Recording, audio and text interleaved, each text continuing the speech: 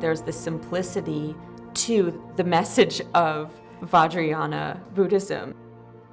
Once you start doing a lot of deeper work, you can't predict what's going to come up. You can't predict what the problems are going to be, so don't try. It's a process, it's a rehab of life. This is going to be a social experiment like you've never experienced in your lifetime. You're challenging yourself at every moment. You're challenging your thinking and your habits. And when you see a shift in that, and when you see a subtle change or you see an improvement, even in the slightest, and you're able to acknowledge it and be thankful for it, it's the biggest push to continue. You want to see yourself turning into a kinder person, a more open person. And every time you see yourself not doing that, it's also a big push to continue. The practice itself won't make you change, but your investment in it and your dedication to seeing those changes and to producing the result that you want will get you there. I can't imagine a situation in which anyone could cultivate these beautiful intentions of kindness and compassion and love for all sentient beings and an improvement of yourself and not have something change. Even if you can't observe it, it's going to happen. So learning, I think in a retreat context, you have the opportunity to see the more subtle shifts than you would in the world. And one of the beautiful things of retreat is that you have that time and you have that space and you have the self-awareness to proceed with that.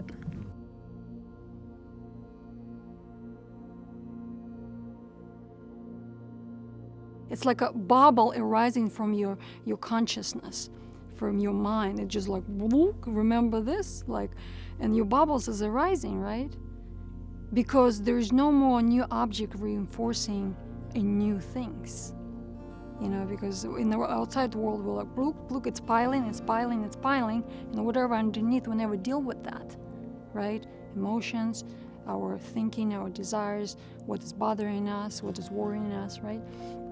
And now it stops, and all of a sudden all these bubbles start coming up. And you're like, wow, I didn't know I still attached to this, and I want this so badly, right? So I started to examine how what I had assigned to my identity, to see how that has been working upon me, in which ways positively or negatively, and to also for a moment suspend all of the details of my identity and see how I'm also none of those details, but at the same time have almost this forgiveness and appreciation of that's what I happen to be in this life, and to not fight it. There's no problem. Fundamentally, there's no fundamental problem with anybody or anything, or you, especially you. There's just no problem. Now, you can debate that and say, oh no, I have this problem, but not fundamentally you don't. And if you drop it, you can rest in a state that doesn't have that constriction, that tightness, those rules of right and wrong regarding your basic state of being. And then, of course, and with meditation, there's an openness that's inherent. Like you have to bust those barriers of what you have aversion towards, or what you're looking for or not looking for. You're just open to all experience, not denying experience or going inward and trying to find some secret inside. That was a big mess. I did that for a while. On top of that, if you add pure perception, that it's infinitely pure, everything is infinitely pure, infinitely okay. So wide open, infinitely okay, then your mind can truly rest. And then the magic of the present can arise.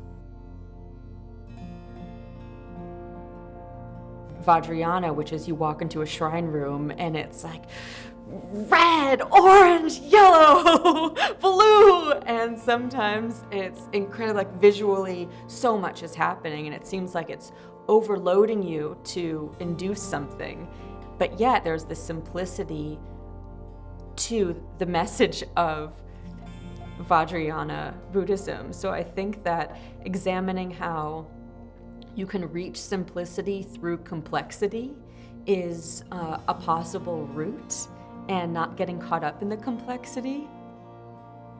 people who really want to do this, I think they should prepare more.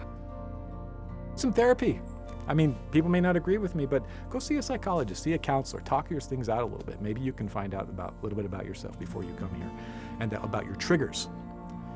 So that when you're engaging in others, because this is going to be a social experiment like you've never experienced in your lifetime. I mean, you're going to be with people and you're not going to be able to leave. And because that's the easiest method we have to deal with people in this life is we just walk away.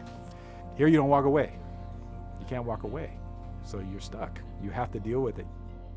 Look at the teacher. Hopefully you're going to a 3-year retreat with somebody you've already studied with and that you understand.